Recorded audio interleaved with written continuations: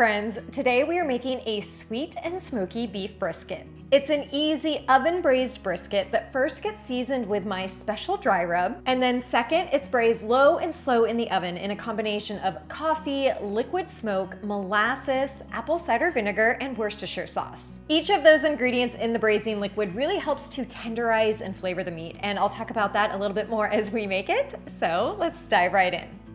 When it comes to beef brisket, there are two main cuts of meat when you go to the butcher.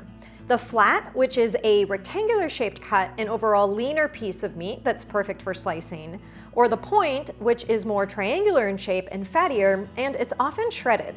I'm using a flat cut for today's recipe, but really the most important thing you need to remember about cooking brisket is that it has to cook low and slow. You can't speed up cooking brisket, it just won't work, because the connective tissue has to break down over time to result in a tender piece of meat. And if you try to speed it up and get a little impatient, you'll end up with tough, chewy meat, which is not ideal to say the least. The piece I have today is a little over 5 pounds, but anything in that 5 to 6 pound range works just fine. And as I mentioned in the intro, we'll be using a combination of both a brisket dry rub and a braising liquid for the best flavor. So preheat your oven to 250 degrees Fahrenheit, and then let's make the dry rub.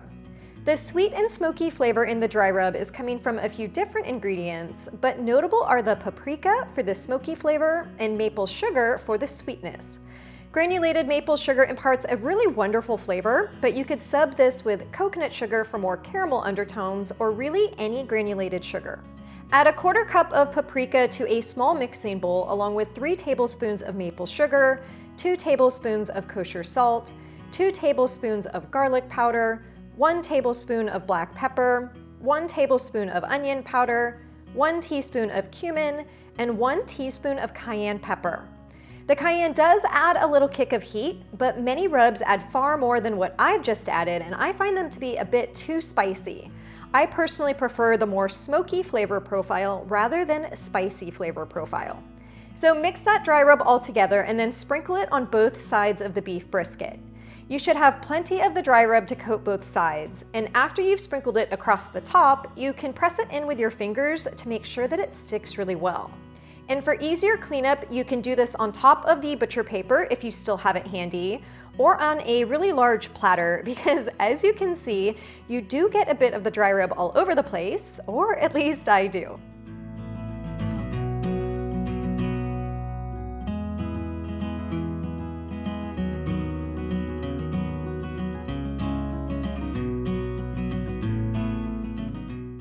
Next, let's make the braising liquid, and that's a combination of a 1/4 cup of black coffee because coffee is acidic and the natural enzymes in coffee help to break down the muscle fibers in the beef.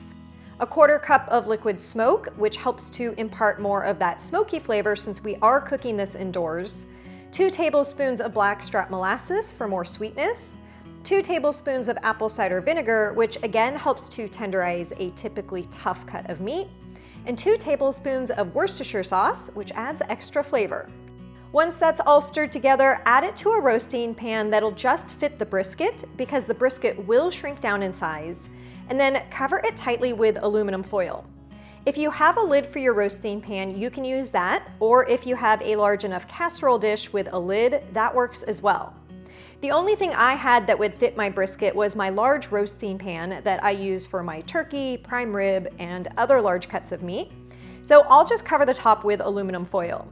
And you do want to make sure the sides are pretty snug to prevent as much moisture loss as possible.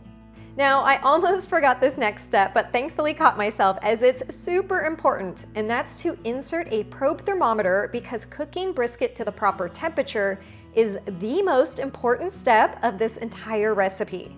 If you don't have a probe thermometer or if you're using a lid, you can also use an instant read thermometer and check the temperature towards the end of the cooking process. Cook the brisket for about 5 to 6 hours or until a thermometer reaches 195 to 200 degrees Fahrenheit, which is about 90 to 93 degrees Celsius. Again, don't get antsy and crank up the heat to try to cook it faster. This recipe really needs to cook low and slow, so just think of it like a slow cooker meal, but it's in the oven. And it's always best to go by temperature because my piece did cook just a little bit faster today. So the thermometer is definitely your friend in the kitchen. When it's done, let it rest for about 30 minutes, then remove the foil or lid and admire your beautiful beef brisket. And as you can see, it really did shrink down in size.